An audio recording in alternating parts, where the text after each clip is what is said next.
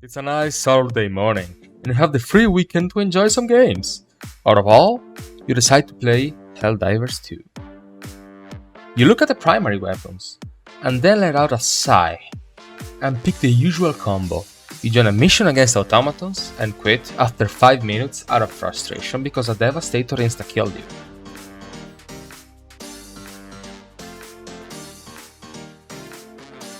If this happened to you after playing for a lot of hours, don't worry, you're not alone. Since its launch, Helldivers 2 has been a banger of a game. However, unfortunately, its developers haven't been doing a great job at keeping their community happy. It's been many controversial changes that sucked the fun out of the game, and today we will be going through them one by one. I might not be a developer, but I surely know a thing or two about fun and balance in a video game. And I despise anyone who is incompetent at doing it. And look, many games have issues with their balance and developer greediness, but that mostly affects free-to-play games like Clash Royale, World of Tanks, Tanky Online and such. I don't believe the developers of Helldivers 2 have been nerfing guns left and right to sell warbonds. Hell, warbonds themselves got nerfed to the ground, or some items were completely useless upon release. Even though this video will probably not get much attention, for the few of you that will leave a comment, I'd like to tell that I'm not going to talk about Alexus much. Alexus was blamed for every nerf that has been implemented because he was one of the few developers active on the Helldivers 2 Discord, and even if he is in charge of the balance department, I believe all of them are at fault for ruining the game. And don't get me wrong, there has been a lot of improvements. However, I'm really sad to say this, but if it wasn't for the pressure put by the Helldivers 2 community, we would have probably gotten all weapons nerfed to the ground. I'll go more in depth with primary weapons and enemies, but I will also give some attention to some missions, stratagems and other equipment. And look, I'm not here to just rant about the balance. I have been a Discord moderator on the Helldivers 2 server, and I try my best to provide the best feedback I could about this to the developers. And in this video too, I am going to give my opinion on the changes that everything should get to be fun, unique and balanced.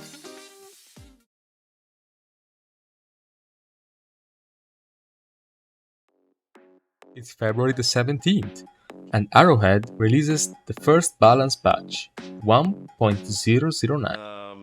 The game is going pretty well, and the developers are doing their best to fix the biggest issues. The game's meta is clear. Everybody is using the Railgun.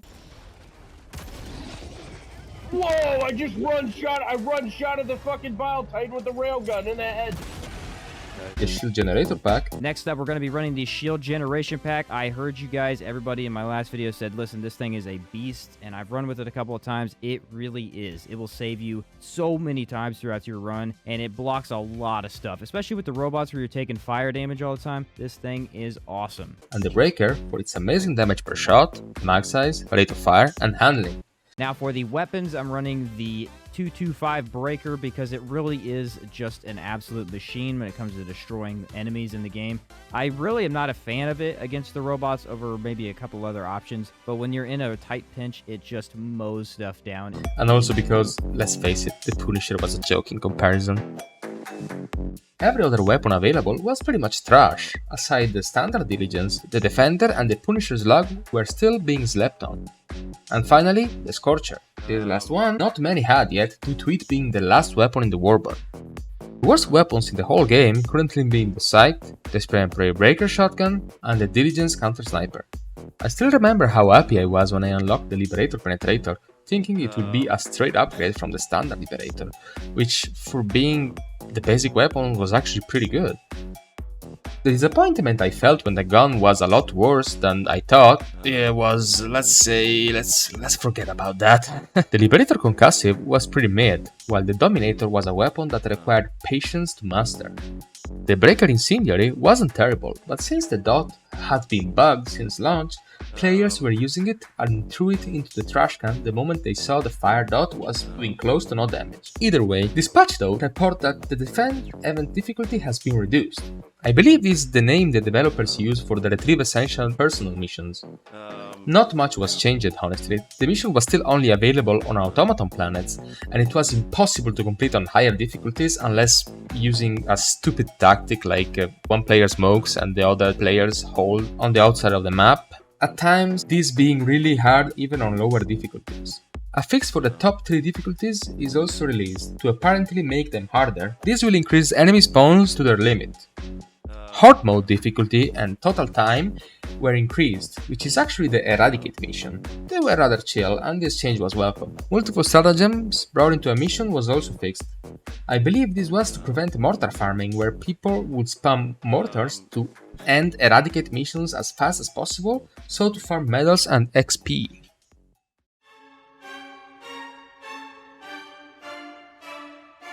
It's March the 6th, and after weeks of complaints, a new balance patch is released, adding new planet effects, improving Eradicate missions, and balancing the current meta. A quick note onto the meteor showers, which were added.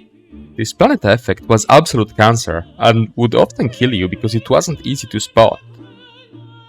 The light emitted by the meteors often would confuse with the white of the terrain, because this would happen mostly on Fenrir 3. But this isn't the issue.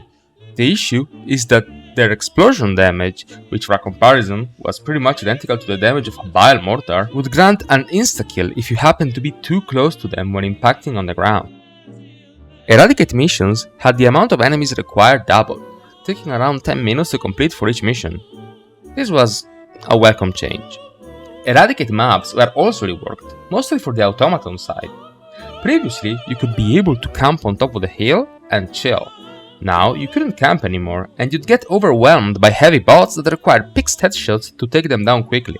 Remember this for later. The Breaker also gets a small nerf. Its recoil gets increased from 30 to 55, and its mag size is reduced from 16 down to 13 shell. And even the model of the mag gets changed. This model change was actually taken very well, as it showed some of the developers still had passion for their game. This nerf wasn't significant, and the weapon was still fully usable in skilled hands.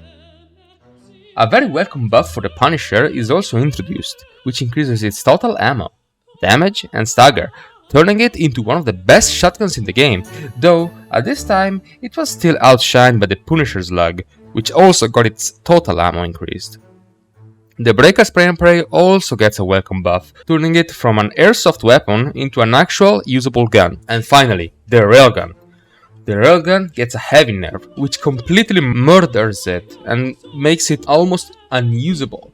Safe mode was unable to penetrate heavy targets anymore and struggled to kill something as weak as a nursing spear at times. You could still strip armor off of charger legs. At this time, considered the only good way to kill a charger fast enough, since the rocket launcher weapons had problems with their penetration. However, the Railgun now required a 90% plus charging on safe mode to perform like its pre-nerf version. I agree that Railgun needed a nerf, but they really overdone it with this one. And the reason is very simple. Railgun was murdered because it could one-shot Bile Titans. However, this wasn't an issue with the Railgun itself, but with the crossplay feature. See, if a PS5 player was in your lobby, for some reason, Bile Titan's head would take a significant amount of extra bonus damage, allowing Railgun to kill it in 1 or 2 shots. This issue wasn't fixed with the Railgun nerf, and in fact it would still 2-tap Bile Titans to the head, this time in unsafe mode and without the need to charge it up to 90% plus. Folks want to know, can you still two-shot Bile Titans using the Arc Thrower and Railgun after the recent patches? I want to know, what are they supposed to be doing? Because the answer is yes, you can. What I do is, I'm a PC player, I'm looking for PS5 players. How do I find them? Numbers, underscores. Almost a clear sign, not a guarantee though.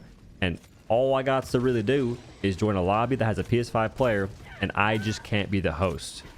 Once that's done, I can now two-shot Bile Titans with a Railgun, not aiming for any crazy weak spots. There's no side sack, secret cheek, freaking gland, uvula. And if there is, I'm not aiming for it. I'm aiming for the forehead most of the time. I put my gun in unsafe mode. I charge up some smidge above safe in most cases. 2 of them shots, Ball Titan's dead. Consistent, brother. Sometimes I don't charge it enough and it takes 3 or 4 shots, but most of the time it's 2. Not charging all that high. Potentially a 1 shot if I wanted to, but I just go with the 2 for safety. And other folks are saying that they can do all the things I'm saying right now, or maybe take 4 shots instead of 2, solo, cross-play off on PC. It must be nice, bro. It must be nice, because trust me, I know how to use these weapons. I think I know at least. But those people are blessed, at least in my case. Because 20 shots for me, that's ridiculous. And that just begs the question for me, what is the intention? What do they want from the weapon? Is it 2 shots that are barely charged? Is it 20 shots that are much better charged? I don't know. I really just don't know. And I wonder, are there some folks that are on PC that just don't have the same experience? Because it must be nice. I can't do anything, bro, with the railgun. And that's a weird thing to think about, considering how the railgun's level 20, and it would take you 20 shots. It took me 23 shots recently to kill a Battle Titan. This change would make fighting automatons miserable, at least until the autocannon switched into the meta. Ending on a positive note, the flamethrower got its damage increased by 50%. This because the dot was bugged, and the base damage of the flamethrower was not enough to kill even the smaller targets fast enough. This buff would help and would stick throughout all the buff history of the flamethrower. The laser cannon also gets a very welcome buff, increasing its armor penetration from 3 to 4. Increasing its damage and improving the ergonomics. This weapon was now worth taking against automatons, not so much against bugs. Both orbital barrages would get their duration increased and spread decreased. Surely an improvement, but still not worth taking over the most popular Eagle strikes. The shield generator pack also got a nerf, which increases delay before recharging.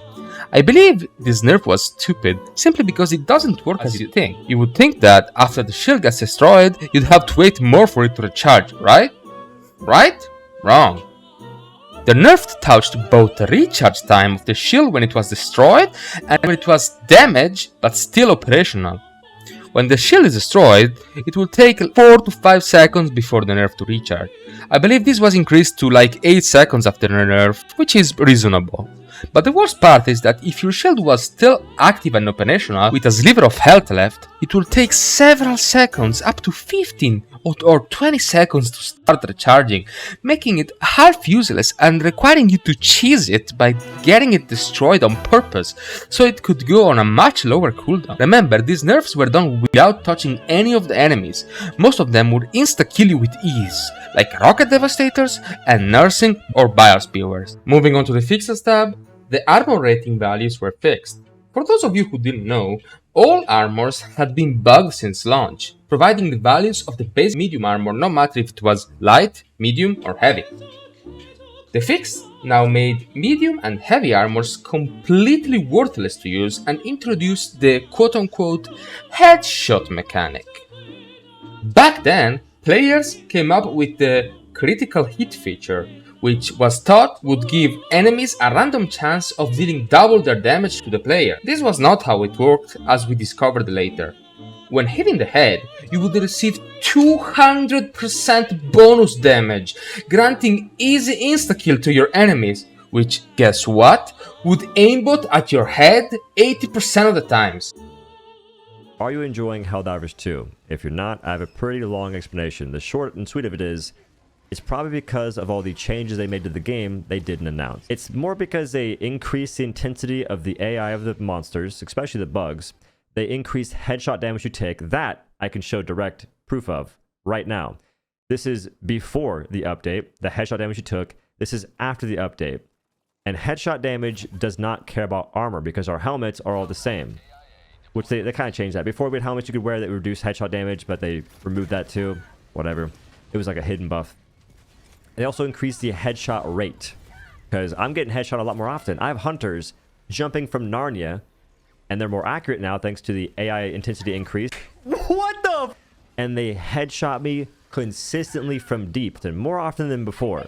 And I log in, excited to play, and I freaking raged the moment I realized what's happening, getting hit harder than ever. Because by the way, headshots that happen more often now and hit harder, they ignore armor because helmets are the same.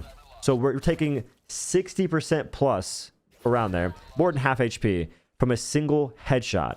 You get headshot twice, you're dead, regardless of armor. You could have 200 armor rating and you're dead. So it's like, why'd you fix armor? Because people were saying, oh, we're getting kind of rolled here and we're wearing light armor. So you fix armor and now we take more damage than we did before wearing the heaviest armor in the game. That is crazy. No? Is that not crazy to y'all? This change would turn certain enemy types, I'm looking at you piece of cancer, into deadly killing machines, and making the overall experience incredibly unfun and frustrating, on both fronts. This is when players started leaving. If you'd like more in-depth information about how armor works, I'd like to recommend you this video from Erwin, which is really informative. On top of all this, not mentioning the patch notes, this update significantly improved the auto-aim of automatons, especially the ones equipped with miniguns and machine guns. This, together with the armor fix, made heavy devastators, scout striders and troopers some of the most cancerous enemies to face. And on top of all this, scout striders would also get shadow buffed. They would now gain a significant movement speed buff when trying to chase a Helldiver. This ugly ass thing was able to chase you and shoot you at the same time. More and more frustration was added to the game. Just one day after this patch, on March 7th, an announcement is made. Apparently, a factory that used to produce exosuits was found on Tianquan. Helldivers are called to the arms to liberate the planet from the automaton forces. This would unlock the Exo-45 Patriot Exosuit. This vehicle had a few issues here and there, like being able to destroy itself when turning the camera and shooting a rocket.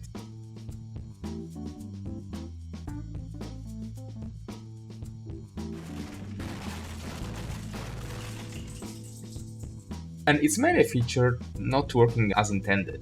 It was really weak, although this didn't matter much, because thanks to the firepower it was able to dish out, its durability was justified. We will talk about this durability thing again at a later time. Just 2 days after the patch, on March 8th, Tianquan was liberated and the servers were filled to the brim with players, which once again caused login issues and purchase issues regarding the vehicle itself. I'm not sure if this whole thing was done with the purpose of damage control after the patch, but if it did, it worked way too well. Everyone was happy about the new stratagem, although some people did complain about its durability, but that was just a minority.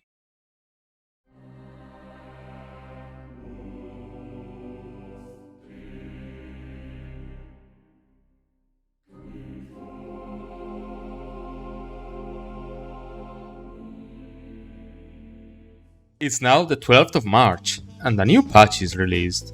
This patch will reduce the amount of elite enemy spawns and fix a few things. Although this isn't a big patch, I believe it's worth mentioning due to some changes that were thought to be controversial by the community. Spawns were messed up and hardly manageable after the Railgun's nerf, especially against enemies that couldn't be killed by the most popular stratagems like the autocannon, for example against Bile Titans. This change was in fact welcome and slightly improved the experience, though automatons were still absolute cancer and close to nobody was playing them aside from when a major order was issued. And I can't blame them. The controversial changes I'm talking about are the ones done to the chargers and its interaction with the anti-tank stratagems.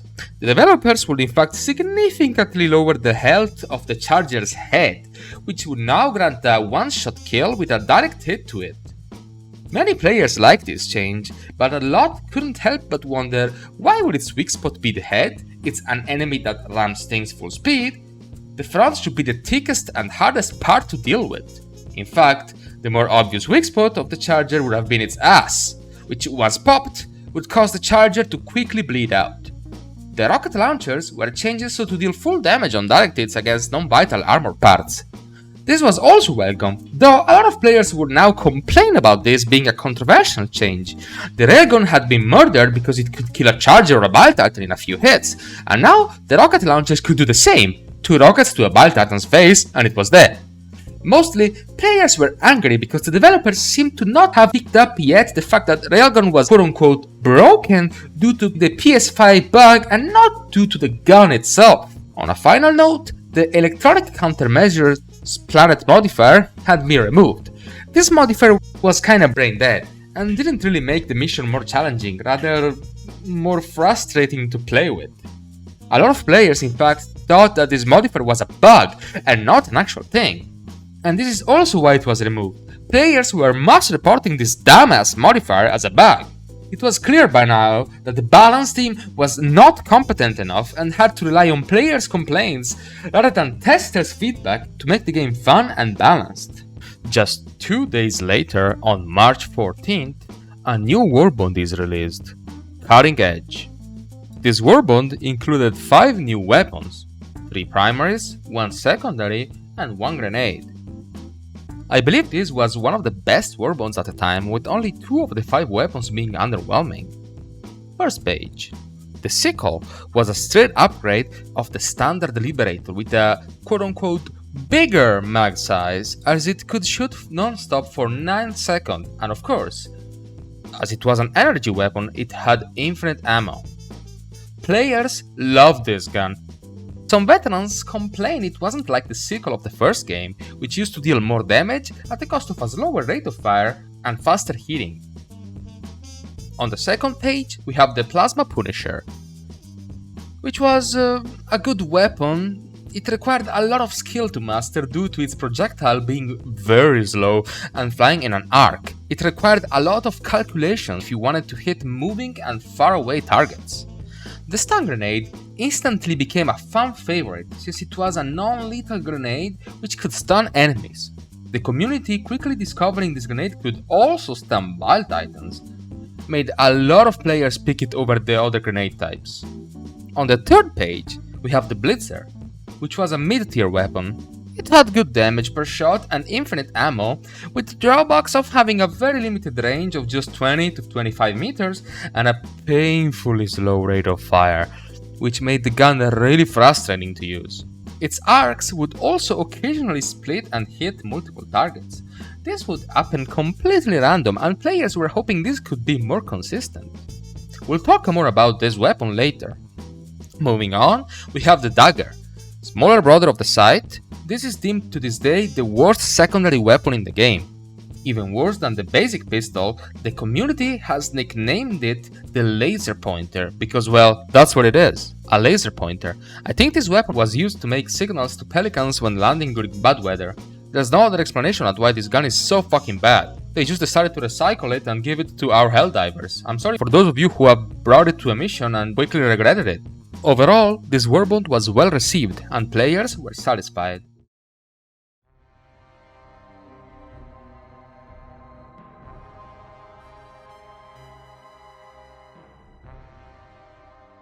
It's now March the 20th, and patch 1.103 is released.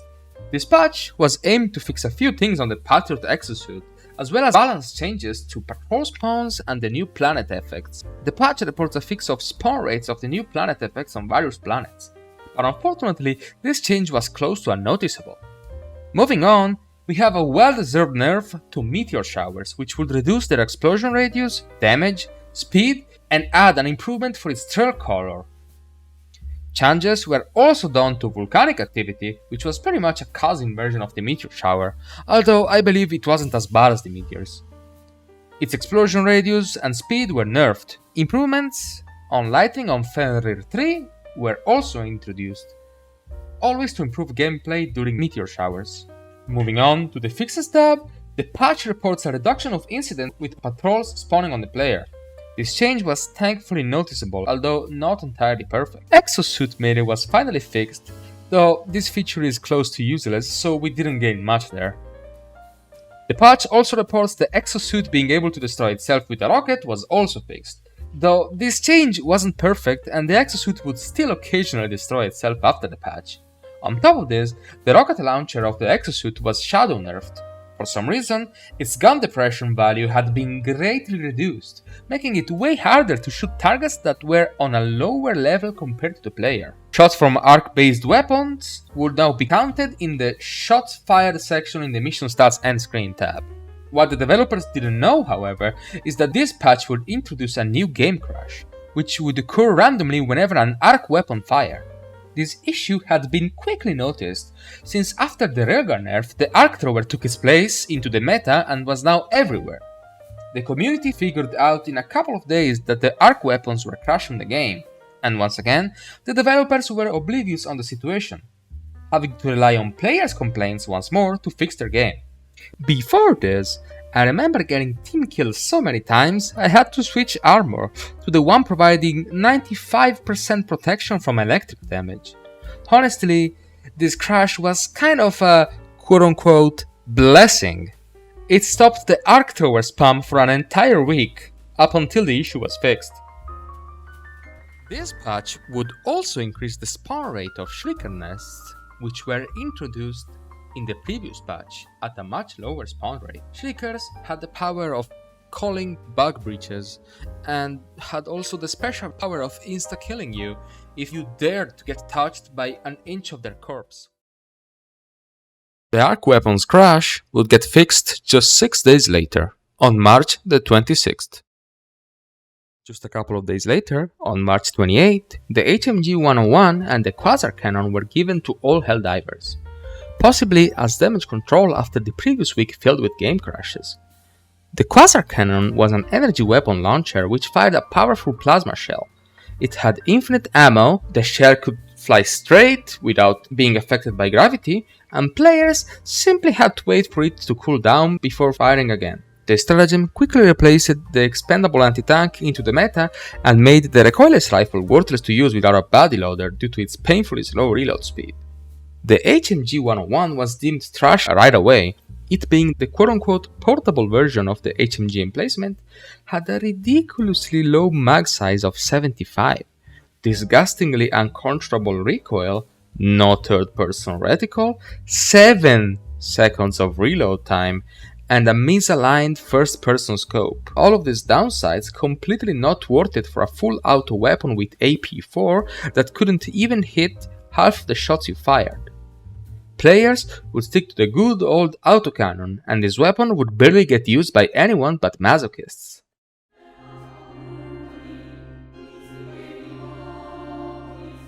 It's now April the 2nd and patch 1.200 is released. This patch introduces balance changes to missions, stratagems, weapons, enemies, and players.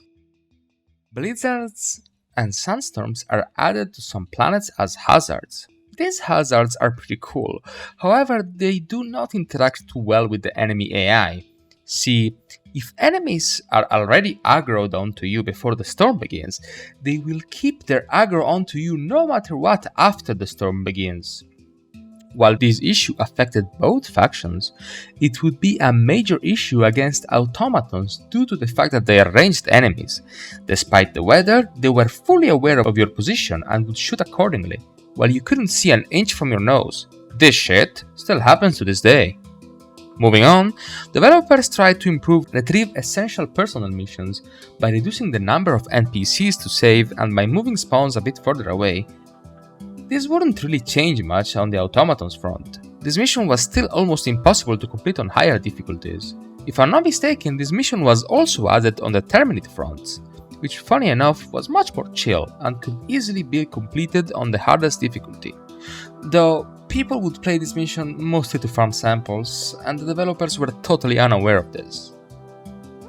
Destroy Command Bunkers mission was made harder since you could cheese it by bringing orbital lasers with you. This change was well received and nobody complained about it. Moving on to weapons, Arc Thrower gets a rework with its charging speed being set to 1 second. Previously, you could charge it up for just half a second and deal full damage at a crazy rate of fire. Its range would get reduced down to 35 meters, and to compensate for these two nerfs, its stagger force was increased. Arc Thrower was now able to stagger hulks, which many players liked. though the weapon would still suffer a significant drop in usage rate. Guard Dog Drone gets a small buff of restoring full ammo from supplies, though this stratagem was still not worth picking compared to the Laser Dog. The AMR gets a massive buff of 30% damage per shot, now consistently insta-killing Brood Commanders and Hive Guards with a headshot. The Breaker Incendiary also gets a massive buff, bringing its total damage to 240 per shell. Many players were confused about this buff as nobody was really complaining about this weapon. This buff would make the Incendiary Breaker completely outshine the Spray and Pray Breaker, though the Fire Dot was still not working at this time. And of course, in an attempt to fix the bug dot, developers would increase the damage of all fire sources by 50%. This not only was not a buff for us, it was a massive nerf for us. This change would now cause Hulk Scorchers to insta-kill you, even if its flame barely touched you. So if he saved and then he quit the game, it shouldn't matter if I do this.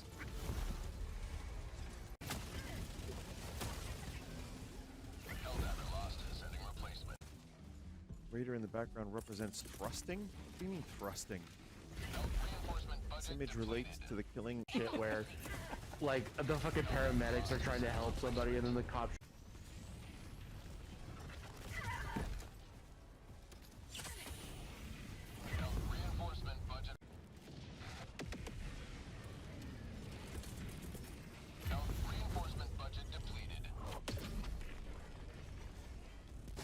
which is what was introduced to you technically after all the stuff I've already talked about here.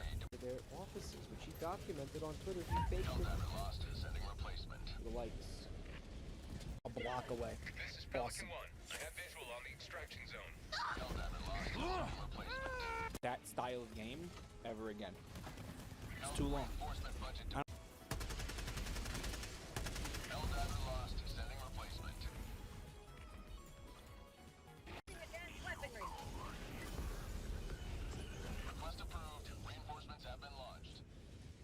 And the damage taken by fire from Helldivers was incredibly hard to react to due to how quickly it drained your health. The Liberator Penetrator gets one firing mode added, from burst to full auto. Though this wasn't really a buff, players would still not pick this weapon due to its poor damage per shot. The Dominator gets a massive 50% damage buff, bringing its damage per shot to 300. Its stagger was also increased, making this the best weapon to take against automatons. Remember this for later. The Diligence Counter Sniper finally gets a small buff, which increases its penetration from AP2 to AP3.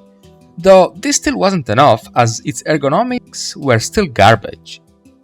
And finally, the Punisher Slugger gets hit hard by the Nerf Hammer.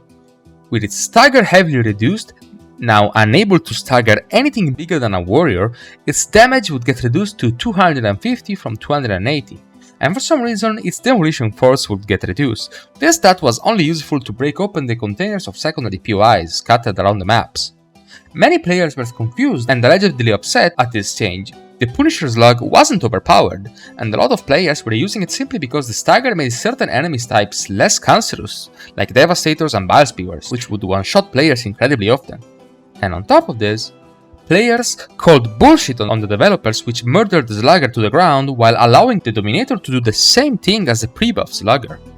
In all honesty, this nerf was unneeded, and if they wanted to nerf the Slugger a bit, they could have done something different. Moving on to stratagems, Recoilless Rifle and Spear would get a small resupply buff of 1 extra ammo. The Heavy Machine Gun would get its highest rate of fire mode reduced to 950 RPM.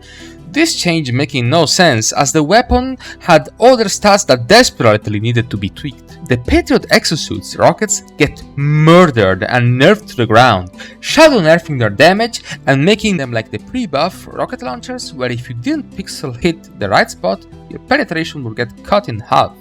I will never forgive them for this. They completely killed an amazing stratagem that required skill to perform well. Meanwhile, rocket devastators could spam an infinite amount of rocket salvos every 2 seconds. Moving on to enemies, Charger's melee attack damage gets reduced against exosuits. The fun part of this is that I believe they coded the Charger to do some crazy damage to grant a Helldiver getting insta-killed. I clearly remember a Bile Titan getting insta-killed while spawning because a Charger tried to melee me and instead hit the Titan. A damage nerf is also introduced for Bile Spewers and Nursing Spewers. Although this didn't change anything as the damage was based on ticks rather than total amount, still granting easy one-shots when barely hit by it. Shriekers get also nerfed, so do not call breaches anymore. Honestly, I didn't mind Shriekers having this feature and I'm a bit sad it was removed. The Bile Titan gets an increased stun resistance which nerfed the stun grenade, now unable to stun it anymore, though this would remain a great grenade despite this nerf. Complaints were received about it though. Shrieker corpses also get thankfully nerfed so to not grant you instantly dying by getting barely touched by them. A small buff is also added to medium and heavy armors, though barely noticeable in game. Moving on to the fixes tab, the patch reports a fix for enemies targeting exosuits. Honestly, this wasn't a big deal and not much changed after this fix. Exosuits also finally gets its firing triggers fixed when clicking on the minimap. And one of the best changes so far, the Helldivers and Exosuits would now get fixed to take the correct damage from explosions, like Automaton's rockets, previously taking up to 400% extra damage due to how poorly coded the damage calculation was, and then you wonder why people were fucking using the shield generator pack. Moving on. I couldn't find any information of which patch this was introduced, but the Hellpod steering had been heavily nerfed to prevent players from landing on high spots to take advantage of environment. This change was completely unnecessary and completely killed one of the funniest features of the Hellpod. I will never forgive them for this either, especially because of the excuse of preventing softlocks. It was starting to get clear that anything that a player would consider fun and unique would get taken away by the developers for absolutely no good reason. On a last note, the ballistic shield also gets a nice rework, which makes it more big and protective for the Helldiver using it, followed by a couple of extra fixes. It's now April the 11th, and a new warbond is released, Democratic Detonation. This warbond will soon be one of the most favorite ones by the community. It will introduce 5 new weapons, 3 primaries, 1 secondary, and 1 grenade. On the first page, we have the Termite Grenade and the Adjudicator Marksman Rifle. The Termite Grenade was complete trash, and people would throw it into the trash can right away. Players thought it was useless because at the time, the fire dot was bugged, which not only included fire, but every type of dot in the game, like orbital gas and the Termite Grenades itself. Unfortunately, however, this is to this day the worst grenade in the game. It's almost a meme. When exploding, the grenade has a firework SFX, which made me nickname it the Firework Grenade. They must have recycled some of the extra fireworks used during Super Earth celebrations and then gave it to our Helldivers. Hell, I would take a smoke grenade over this if I had to choose. The Adjudicator was also kinda trash, with a horrendous mag size and recoil for only 80 damage per shot. Although it had AP3 like the Diligence CS, it also had better handling and a very fast reload speed, but due to its recoil, nobody would pick it. Moving on to the second page, we have the Eruptor, which instantly becomes one of the fan favorite and best weapons in the game, thanks to the unique shrapnel feature. This beast could take out entire patrols or one-shot kill enemies like Brute Commanders and Devastators with well-placed shots on top of closing bug holes and destroying Fabricators. All this power was compensated by its projectiles having a limited range of 130 meters and an incredibly slow rate of fire, and bad ergonomics. But players did not complain at all about this. The developers should have picked that if a gun handles like trash, it better pack a punch, and that's exactly what the Eruptor would do. In the third page, we have the grenade pistol, which also becomes a fan favorite and is deemed to this day one of the best secondaries in the game. It was literally a pocket grenade launcher, which could close bug holes, destroy Fabricators, and kill group of chaff enemies. The only flaw of this weapon is to this day the horrendous ammo economy they decided to give it, resupplying only 2 grenades from a supply and 1 grenade from ammo boxes. Moving on, the crossbow was an incredibly interesting weapon. It was not as good as killing medium-sized enemy like the Eruptor, however, this is because the Eruptor had the special feature of shrapnel, like I said before. The crossbow had a massive splash radius, which would clear chaff just as good as the Eruptor. Its bolts would fly slow and require skill to aim on a distance, just like the Plasma Punisher. Though, unlike the Eruptor, the crossbow wouldn't be able to close bug holes, and it surely needed a few tweaks here and there to become a balanced primary. but players didn't complain much about it, and overall the warbond was very well received. The same day, we would also receive Tier 4 ship modules, which sounded incredibly good, which were Superior Packing Methodology. Reloads 100% of your stratagem ammo when taking a supply. Atmospheric Monitoring. 15% reduction of spread for orbitals 380 and 120mm. XXL Weapons Bay. Eagle will drop one additional bomb on stratagems that will deploy more than one bomb, so 500 kg was not included. Enhanced Combustion, which would increase by 15% the damage of fire dot. Circuit Expansion, which would allow electric weapons arc to propagate to one extra target. And Blast Absorption, which would allow sentries to take 50% less damage from explosions. Out of all of this, Superior Packing Methodology, Enhanced Combustion, and Blast Absorption wouldn't work at all, which once again showed how something was given to the players in an untested state. Remember, most of the content given to use had already been in the game, hidden to the players, meaning they had all the time to test it out before making it public. On the 26th of April, the players were able to successfully unlock the airburst rocket launcher, unfortunately missing the anti-tank mines, which would now be memed on due to the players always failing to get them. The airburst rocket launcher had been released in a broken state, and despite its mechanics being interesting and fun, it was not performing as intended, though the developers made sure to mention it would get fixed in the upcoming patch.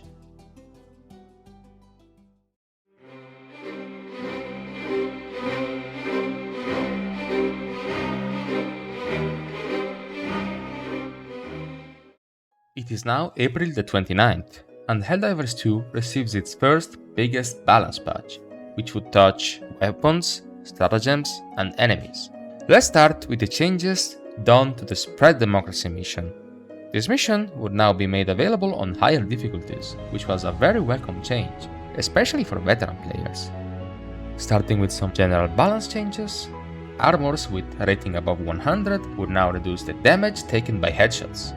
This change was barely noticeable honestly, and the Vitality Enhancement Booster was, and still is to this day, a must pick for every mission to avoid getting too tapped by shit like hunters. Dot damage is reduced by 15%, which would slightly reduce the damage of Hulk Scorchers. This was done since developers had finally found out that the dot had been bugged since release. Following up, the patch reports the total amount of buffs and nerfs given to the various equipment. I believe they included this part because players had been complaining about guns getting nerfed all over the place. They were actually in the right. Most primary weapons would also receive an ammo economy rework.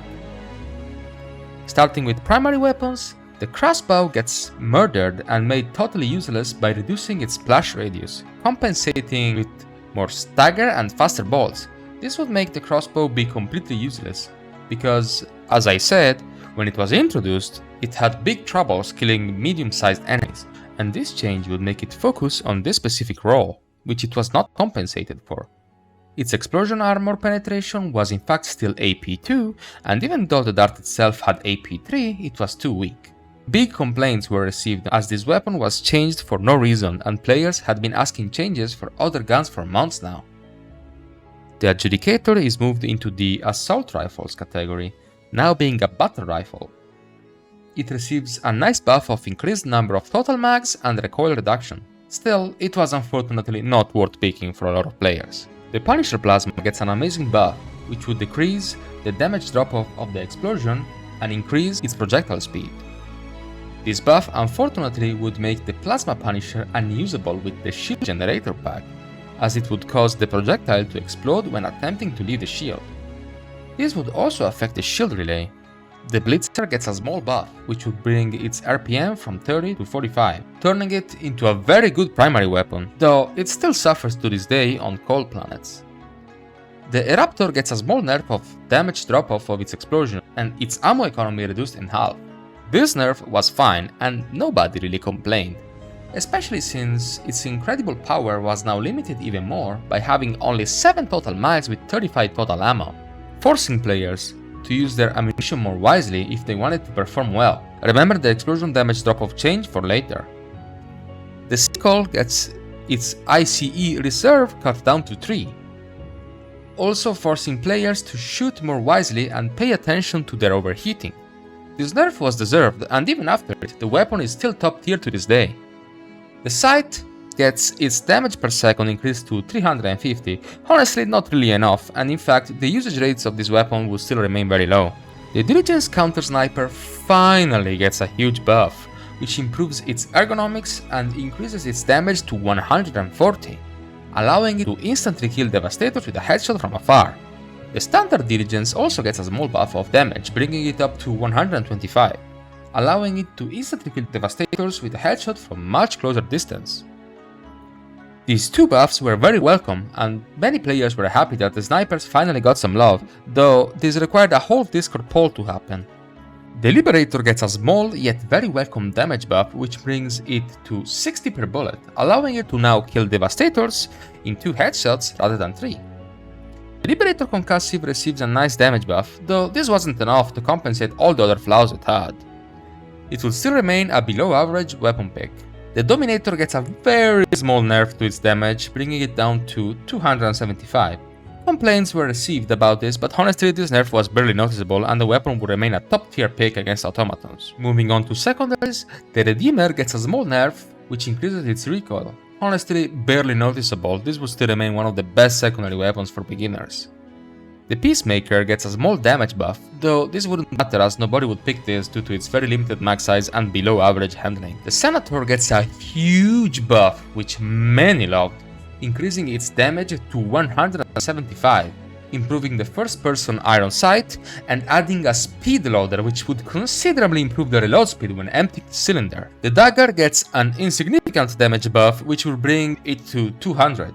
Turning this weapon from a laser pointer into a slightly brighter laser pointer. Moving on to stratagem weapons, the Quasar Cannon gets hit hard by the nerf hammer, increasing its reload time by 50%. Honestly, it was a bit overdone and they could have nerfed it in a different way, though this weapon still retains its popularity to this day. The Spear gets a welcome buff of its reload animation being split into 2 stages, although it was still not working properly. Railgun gets an armor penetration buff in both modes, though reducing its stagger force. This weapon would now not be able to stagger Bile Titans anymore, and unfortunately, this was more than a nerf than a buff. Railgun will still remain in the trash can after this patch. The MG101 finally gets a third-person crosshair, though not enough to make this weapon worth using. The Airburst rocket launcher gets its proximity radius reduced, and certain targets would get removed from its trigger pool. Though this wasn't perfect and this would occasionally still happen, it was an improvement. Unfortunately, this weapon was really hard to master, especially due to the amount of friendly fire and suicides this would cause. And most players preferred to use weapons that were much safer and easier to use. The Guard Dog gets a random 30% damage nerf, which made absolutely no sense and murdered it to the ground, but it didn't matter, nobody was using this drone anyway. The MG43 Sentry gets an HP buff to match other sentries. Funny how this took months to fix. The Tesla Tower gets a health buff of 33%, which would help its survivability, but obviously was still not enough as it would still get instantly destroyed by chargers. Moving on to enemies, Hulks gain a nonsense buff to their stagger resistance. This change would completely murder the Arc Thrower and make it a useless pick. It now wouldn't stagger anything bigger than a Devastator anymore. Standard Devastator rate of fire would get slightly increased. Also a nonsense change, as players had been begging for nerfs to Heavy and Rocket Devastators for months now. Gunships also get a nonsense buff which will improve their sideways movement speed, as if this enemy type wasn't cancer enough. Spore Spewers get buffed to be as hard to destroy as Shrieker Nests, now requiring 2 rockets, or an Eagle, or an Orbital to take them down. Scout Strider pilots will get a nonsense explosion resistance buff. This enemy type was balanced, and this change nerfed certain weapons like the autocannon and the grenade pistol, which would occasionally not be able to instantly kill them anymore with a well-placed shot. Once again, the developers ignoring the fact that other enemies needed to be changed desperately and buffing one enemy randomly for no good reason. Bile and Nursing Spewers get a deserved movement speed nerf. I still remember one guy calling these things Volkswagen-sized sticks. Yet, they were incredibly stealth and could move rather quickly. The damage of the Hulk Scorcher's flamethrower would also thankfully get lowered. significantly reducing the amount of insta-kills this thing would get with a sneeze of fire. Gunship fabricators would also get a small nerf, capping the maximum number of active enemies they could have. Though this was an improvement, it wasn't enough to balance them completely. Patrols get completely broken for no reason, increasing their spawn rate on teams that had less than 4 Helldivers. This being incredibly upsetting for a lot of players, as this heavily punished players that wanted to play solo or wanted to play privately with 1 or 2 extra friends. Moving on to gameplay quote-unquote improvements, some changes are done to building spawns, which would now make them spawn a bit closer than before to each other. This becoming an issue when a jammer, a gunship fabricator and a spotting tower would also spawn close to each other. Fair and balanced. An option to disable sprinting auto ledge grab is thankfully also introduced. That shit has gotten me killed more times than it saved me. And finally, shots that ricochet off of armor will now have a chance of hitting the Helldiver who fired them if it ricochets back towards them. This change is incredibly important, so remember it for later. Moving on to the fixes tab, superior packing methodology is finally fixed, allowing us to reload 100% of our stratagem ammo from resupplies. This tab also reports a fix for blast absorption, though this will not work just yet due to how poorly coded the sentries were. A fix for infinite grenades exploit is also introduced, though this wouldn't really work as many players would still be able to abuse this after the patch. A fix for extraction beacon is also thankfully introduced when mission would end during an ion storm. If you ever got stuck into an eradicate mission, now you know why. The bug that caused the recoilless rifle to eat its rockets after cancelling the reload animation is also thankfully fixed. A fix for Sickle and Quasar Cannon, which prevented them from shooting through bushes, was also thankfully introduced, though it was actually pretty funny and they could have left it in as a small nerf for such weapons. Stalker's invisible cording also gets fixed, making them a lot more dangerous than before. This change was actually welcomed and turned the stalkers from moving targets into actual stalkers. The rock paper scissor emote unfortunately gets fixed, preventing players from exploring their destroyer or fall out into space. Honestly, they could have left this in, and this is yet another proof of devs removing fun for no reason. Hit markers are added to AMR and MG 101, and explosive weapons explosions finally don't pull the player forward anymore if hit by them.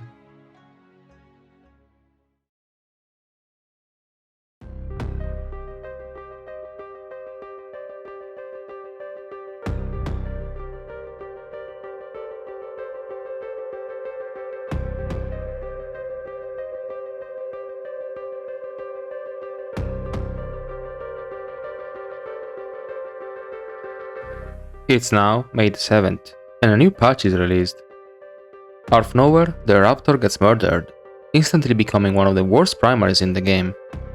Its core feature, the shrapnel, gets removed, and compensated with a puny 40 damage to its main explosion. The developers would justify this nerf due to the shrapnel occasionally being able to kill the user or their teammates. With this logic, things like the Eagle Cluster and Airburst Rocket Launcher shouldn't even exist. This blatant excuse was what made players get infuriated the most, and this was the last straw which made the community start to hate on the developers for taking away every bit of fun that they had introduced. Slowly but surely, weapon by weapon, gunships and shriekers get buffed for no reason. This change would mostly affect their building, which would start spawning enemies upon spawning a player. This made sense for Shrieker nests, which could be destroyed from a distance, but it made no sense for gunship fabricators, which to this day require 1 and sometimes even 2 hell bombs to destroy. Moving on to a positive note, the damage over time finally gets fixed, making incendiary grenades and weapons as well as orbital gas strike viable, thankfully adding more variety to the gameplay. A fix for the plasma punish is introduced, which allows it to be used with the shield pack and shield relay once again. The steaming sound now plays when the steam is actually injected rather than it being played with a bit of delay. Since we are on a no fun allowed spree, Helldivers now are no longer allowed to land on top of mountains in the new mission, the one where you have to defend 2 generators from hordes of enemies when you defend a planet. The same things happens with the pillars in the Deactivate Terminate Control System mission, although this didn't matter as much since this mission was 5 minutes long at most.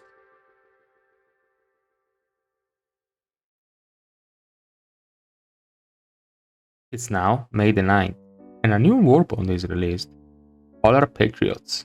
Before we get into the guns, I'd like to mention that this was deemed the worst warbond ever released, because of course, the new armors didn't come with new passives, and players had been asking for new passives for a while now, hoping that maybe we'd get something for cold planets with this one, but of course we didn't. Now on to the weapons. This warbond comes with 5 new weapons, 3 primaries, 1 secondary, and 1 grenade. Starting from page 1, we have the Tenderizer. At the time, many complaints were received by the players, as the Tenderizer was just another copy of the standard Liberator, with the only difference of having better recoil and smaller mag size. Moving on to the second page, we have the Pummeler, which instantly becomes a fan favorite weapon since it was an SMG and could be used with the ballistic shield, which after the rework had gained a bit of popularity. On top of this, the Pummeler could stagger enemies, and this was a billion times better than the Liberator concussive, being just a slightly worse version of the Defender stats-wise. Moving on, the Impact Incendiary Grenade is to this day one of the best grenades in the game, though having less armor penetration, standard impact grenade, it could set enemies on fire and leave a pool of fire on the ground for a few seconds. On the last page, we have the Purifier, which is instantly deemed the worst weapon in the game, being a Wish.com version of the Plasma Punisher.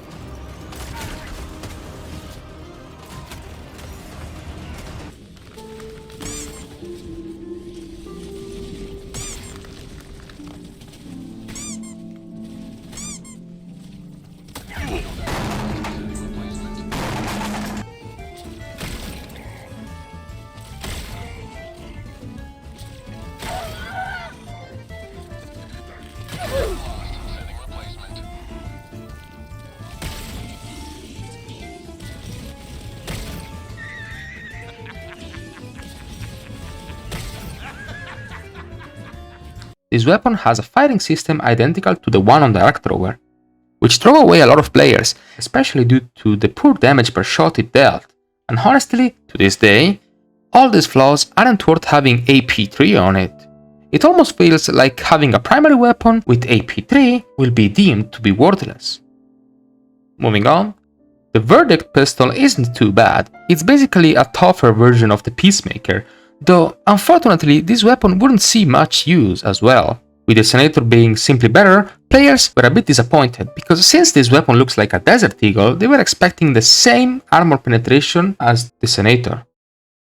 On May 14th, a patch gets released, which will grant additional improvements to the Airburst rocket launcher, making the fuse trigger only on Helldivers and enemies. On May 22nd, after receiving so much backlash due to the Eruptor nerf, the CEO of Arrowhead steps down of his position to join the team and help with the balance.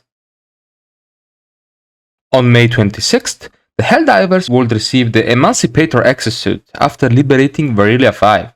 The Emancipator was quickly deemed a bad stratagem, though it was actually not too bad, and I do agree that it still needs a few tweaks here and there to be in a balanced state. Many players were, back then, complaining about the Mech's aim, its low ammo count, and poor durable damage. The broken aim was preventing the exosuits from firing where the crosshair was pointing at, due to the camera being on the right shoulder of the player. This could be fixed by swapping camera shoulder, although not many Helldivers knew about this. I myself am unable to use this feature because it simply doesn't want to work when I click the key. Those guys are tanky. What? Okay, listen. If I'm aiming at the turrets, just let me hit the turrets. Where is this? Wait. Whoa. Okay. It feels like my left rocket is being aimed by Steve Buscemi. It is not going where I'm shooting it 9 times out of 10. And it reminds me of the Patriot Exosuit, with its rocket being weird as well. I'm not sure what's going on. It's like when you kick a soccer ball on your left leg and you're right-footed. I'm confused. This should be quick. You can kill Factory Striders insanely fast with the Emancipator suit. That feels pretty good. I would love to just have less sway for reticles in this game. If I'm using an advanced exosuit, I feel that the least that could happen is my shots are just more accurate. You can't aim down. Interesting. That's mildly unfortunate. That being said, At least with the E-Man, you get more armor pin. This has a description saying the XO49 Emancipator Exosuit, a heavily armored walking exosuit equipped with dual autocannons that do far less durable damage than both the autocannon Sentry and the autocannon. To explain that, autocannon Sentry, 300 damage and 300 durable damage. Autocannon, the one you have in your hands, 260 damage and 260 durable damage. The new E-Man suit is 300 damage and only 60 durable damage.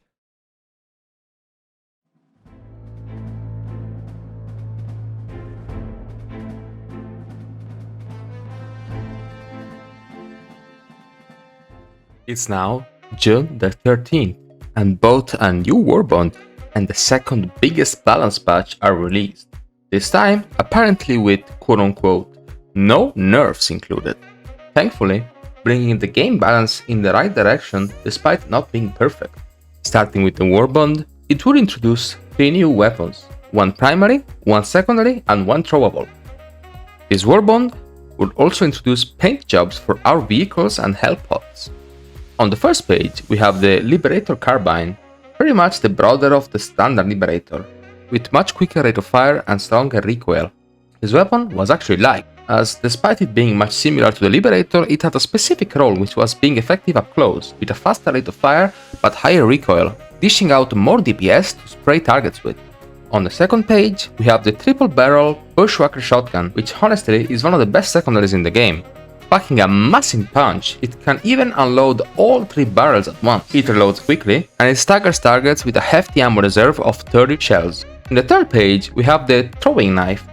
This being the only throwable with the highest carry amount, you can in fact carry up to 8 throwing knives into a mission, which not only can penetrate the thickest of armors, but it is also incredibly silent, which allows for some nice stealth gameplay. On a side note, the armor penetration being so high is dumb and not realistic, but I suppose it can stay like this for balance's sake. Now, onto the patch. This patch would unfortunately introduce a couple of bugs, like the recoilless rifle reload speed getting increased, and superior packing methodology not working once again. Players were quickly to notice this, and the developers were just as quick to mention that the reload speed of the recoilless rifle was not intended and would get patched in the upcoming update. A bug with the ballistic shield was also introduced, which would prevent Helldivers from getting back up standing after going prone or after crouching. The Plasma Punisher breaks once again, being unusable with the shield pack generator or the shield relay. Moving on, the patch introduces visible supply lines in the Galactic War, weapons, stratagems, enemies and planets balance changes, and invite-only lobbies. Let's start with primary weapons. The standard Liberator and the Liberator Concussive gain a welcome buff damage to durable parts. This is the type of damage you can deal to parts that can be removed from targets, like limbs. Though this wasn't enough to make the Liberator Concussive viable.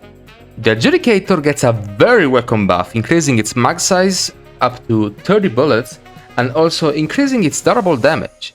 I nicknamed this weapon the Pocket MG43 because it's basically the same thing but with worse recoil control and lower mag size. This buff would thankfully make this weapon a lot more viable, and I myself occasionally enjoy it, bringing it on bugs. The Tenderizer finally gets buffed, with its damage getting a massive increase, up to 95 per shot.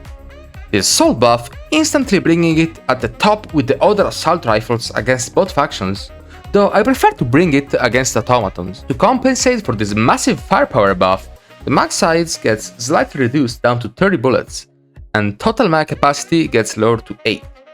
Moving on for a couple more buffs, its durable damage gets increased to 17%, and stagger is increased too, making it able to stagger small things like hunters. The Purifier gets a small buff of armor penetration 3 added to the projectile, and explosion damage fall-off reduced, though this unfortunately wouldn't change much, and this is to this day one of the worst weapons in the game. The explosive crossbow finally gets compensated for its lack of being able to kill medium targets.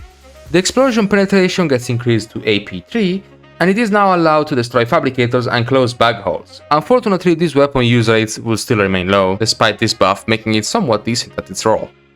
The Eruptor gets a massive damage buff to compensate for it being murdered in the previous patch, bringing its damage up to 570.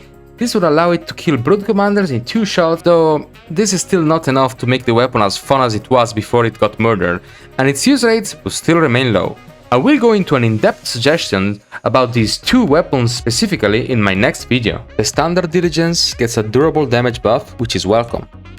Moving on, the patch reports some changes done to the coil stance modifiers, which were thankfully mostly buffed, though even here I don't understand why they would nerf some of them rather than not touch them. This needs a lot of more improvements and I will also focus on it in my next video. Now moving on to stratagems, the rocket pod Sentry gets a complete rework, making it more accurate and making so it will always prioritize bigger targets first. Its engaging distance has been increased to 100 meters and the rockets per salvo has been reduced to 1 and compensated with a much faster rate of fire. Explosion radius is also increased to 4 meters and its armor penetration is reduced, still retaining the ability to hurt bigger targets though. The rocket damage has also been increased to 300. Overall, this rework was mostly a buff, and it was very welcome, and this turret is now often brought on both fronts. The MG43 Sentry gets an interesting buff which reduces its cooldown from 3 to 2 minutes. Most sentries also get an 80% durability buff, which thankfully makes them a lot more tanky.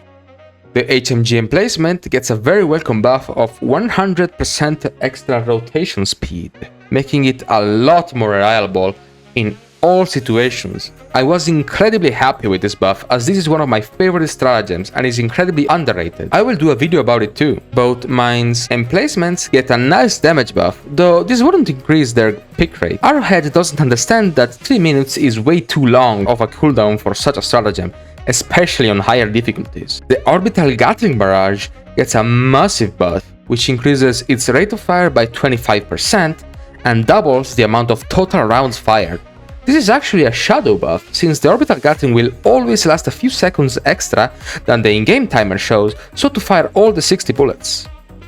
Armor penetration has been increased, which is very welcome as it can now more easily kill things like Devastators and Brood Commanders.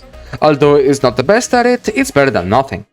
Its cooldown also gets reduced by 10 seconds. This buff would unfortunately make the Gatling barrage a lot better than the orbital gas, especially because with the dispersion modifier, the Gatling can still be incredibly accurate, while the gas will totally miss the beacon, on top of lasting much less than the Gatling.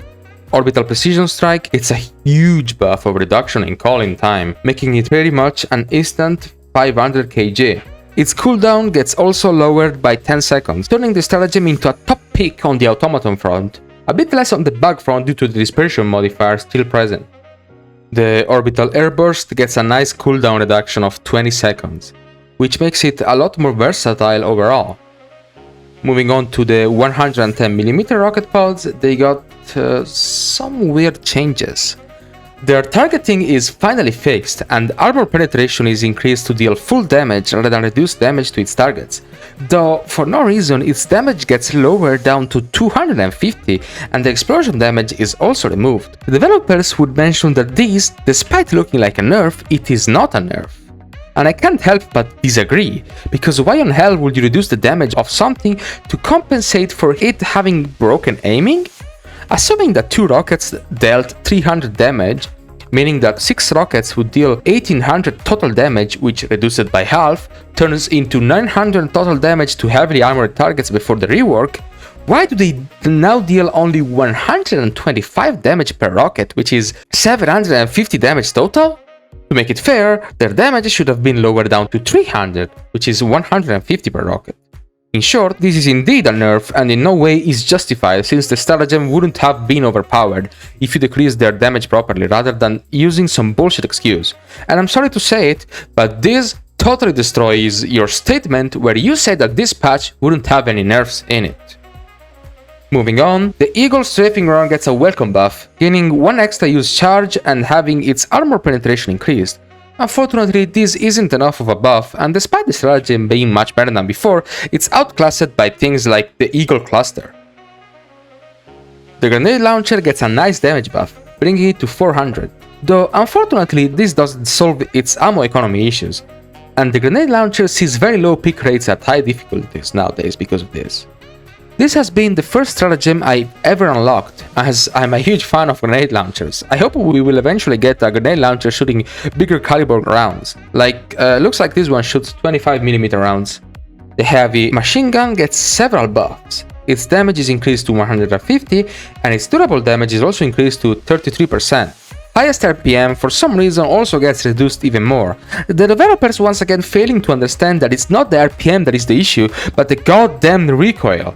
The reload animation gets significantly sped up, lowering the total reload time from 7 seconds to a still very high 5.5 seconds. Not worth in my opinion for just 75 shots max. Stagger is also increased, though I believe this would only affect things like Devastators, which doesn't matter because shooting a Devastator with this thing is a death sentence no matter what. The MG43 also gets a nice buff, increasing its total ammo reserve to 4 max and reducing its reload by half a second, though I didn't mind the reload speed of this weapon. It could have stayed how it was. I'm a bit sad they removed the last bit of the animation which required the first bullet to be loaded into the chamber.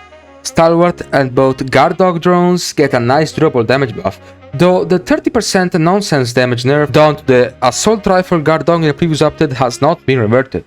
Now, moving on to gameplay improvements. Finally, the automaton AA defense modifier, which would remove one stratagem slot permanently for the current mission, gets removed, making automatons a bit more enjoyable to play against and allowing for more variety within the loadout. The Retrieve Essential Personal mission gets removed from both rounds. I'm a bit sad because this mission was actually pretty fun on the bug side. The developers failed to fix this mission against automatons so many times that they gave up and had to remove it. Too bad they couldn't realize that the issue wasn't in the mission itself, but within how cancerous the enemies are to fight against. I'd like to see automatons try to fight back against an exosuit that is allowed to shoot infinite ammo and stun locks them until they're dead. It's like playing against hackers. Super samples are now spawning on difficulty 6 rather than 7 and above, and difficulty 7 would get its total number of super samples increased from 3 to 4. This was a welcome change, which allowed more casual players to farm these samples without having to sweat too much. The Sieve artillery is changed so to be able to get called during things like ion storms or when inside the range of jumpers, as well as now being the only stratagem usable after mission timer is over. Chat is also enabled during loading screens and during game menus, which is also nicely welcome. Some first weapon scopes gets completely reworked and basically just made much smaller to see where you are aiming more easily. Fire tornadoes get nerfed a bit, with their patterns being more random rather than getting in the way of the Helldivers at the worst possible times, as well as reducing enemy vision during fire tornado storms. This was overall a very welcome change. Finally, after months of complaints, fog on certain planets was significantly nerfed. Ever wondered why certain planets that always have fog are incredibly scarce on player amount? This is exactly why. Now, this is mostly noticeable on planets with acid rains. You literally can't see shit, and it definitely needs more adjustments. I still remember arguing with the guy on Discord, saying that the fog is a nice element to have because it is realistic. Bro, fog is just a goddamn annoyance, especially when your enemies can spam rockets through it and pinpoint your location while you can't see shit. I said it once and I'll say it again. Unless you're making a horror game, fog is bad game design. Moving on, unexploded hell bombs are now changed to explode instantly when hit by bigger caliber projectiles such as the ones of the autocannon. The thick vegetation such as bushes now provides extra stealth value for the Helldivers. Funny how I thought this was in the game already, but apparently it wasn't. Moving on to enemies, acid debuff gets a nice rework, now allowing the Helldiver to sprint, but still being significantly less slowed down by it. Before, this acid would force you into a walking state, pretty much being a death sentence if you weren't experienced enough to deal with the situation. To compensate for this, its duration was increased by 1 second, which was a fine trade and nobody complained. This change was nicely welcomed. Heavy enemy spawns were toned down once again, reducing their amount while massively increasing patrols of things like hunters and devastators. This would unfortunately make the experience a lot more cancerous than before, especially due to the headshot mechanic still being present to this day. A new modifier is introduced, but not mentioned in the patch notes. This modifier would spawn patrols of shriekers on the back front and patrol of gunships on the bot front. Quickly noticed by the players, the missing information will get fixed in the upcoming updates. Thankfully though, patrol spawning has been reverted to how it was before the previous patch, so to not punish solo players or players without full teams anymore. Several enemies received a stun resistance buff. This would of course be a massive nerf for the Pummeler, turning it from a top tier pick to a trash weapon, especially because this was yet another decent counter to the infinite ammo plus wallbang hack Devastators had. and while I understand that it is balanced having to fire a few shots into a Hulk's heatsink to stun it, you can't make Devastators close to unstunnable. Especially because the Liberator Concussive was now still able to do so, and this is yet another nerf into your quote-unquote nerfless patch. Moving on to specific enemies, Nursing Spewers and Bile Spewers' movement speed will now get affected by the amount of legs remaining on their body. Spewers specifically will now apply Acid Slow and Dot on Helldivers. Tick damage of Acid/Nursing Spewers has been lowered to a fixed 4 times per second maximum, finally significantly reducing the instances of when this will instantly kill you.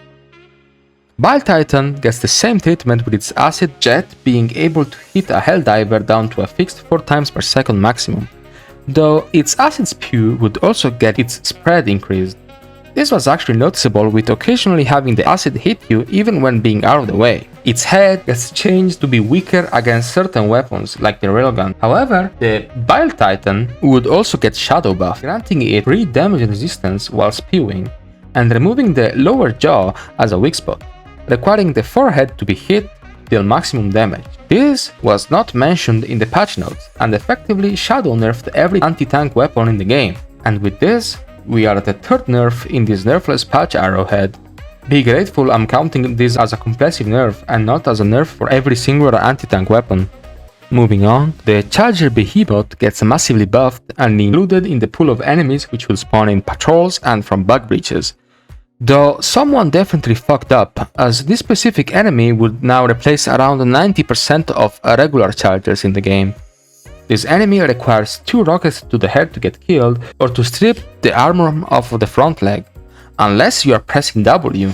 In fact, since momentum affects the damage of your bullets, by giving the rockets that slight amount of momentum when walking forward, you are allowed to strip the armor of its leg off in 1 rocket. This is honestly kinda retarded, and this find caused many players to complain about this new enemy.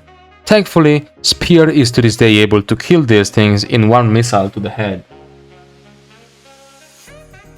Moving on to automatons, the same treatment of the Bile Titan gets applied to the Hulk Scorcher, making so its flamethrower can now damage a Helldiver up to 4 times per second max.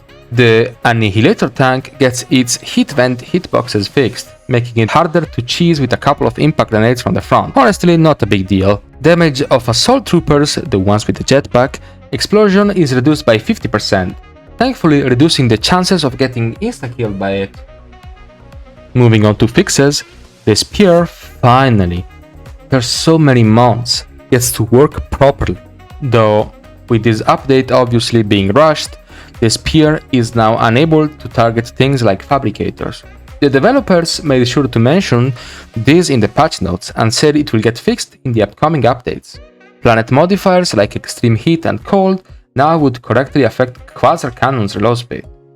A radar pulse visual cue is added on the minimap, which is honestly really cool and a nice touch from the developers. Moving on, the patch reports that the automatons now have tighter limits which should fix instances where devastators could shoot sideways. This is in fact not fixed at all, and I'd call this an attempted fix instead. I can prove this by showing gameplay from a few days ago. What developers fail to understand is that it's not the projectile that deviates, but the whole ass automaton arm that is allowed to rotate 360 degrees. Look at how fucking retarded this is. And then you wonder why nobody plays against automaton, aside from when major orders are issued. You guys better start listening to your players more. Exosuits thankfully get their aiming fixed, allowing them to be much more accurate despite the camera being positioned on the exosuit's right shoulder. This unfortunately would not really improve things on the Patriots exosuit, which is still to this day garbage due to the murder of its rocket launcher. It did however help the Emancipator Exosuit a lot, and I myself use it here and there to this day. Yet another fix is introduced for infinite grenade spam, which was thankfully noticeable, although I did find someone spamming infinite grenades a couple of days ago. Maybe it was just a hacker, whatever. The Pelican is now made immune to damage, which unfortunately makes me a little sad. It would have been really cool if instead they improved on this feature and made so if you fuck up by damaging the Pelican too much, you won't get to extract and it will straight up explode, rather than having it just fly off when on fire and about to explode. Oh well, a man can dream. The ground around the automaton's detector tower is also thankfully improved, reducing instances where the Hellbomb beacon could bounce off away from the target. Bile Titan corpses are also thankfully fixed, making them no longer be more deadly than when the Bile Titan was actually still alive. Same thing is applied to the Factory Striders, though this doesn't happen anymore to Helldivers. It can happen to your stratagem weapons, so be careful making Bile Titans die under your airburst rocket launcher when you switch to your expendable anti-tank. And finally, a small fix for the Pelican gets added, where it would immediately take off after one player got on board.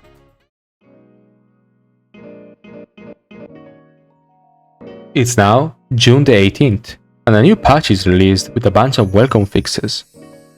Ballistic shield bug, which prevented the player from getting up when prone, is fixed. Recoilless reload speed gets fixed, bringing it back to its original value.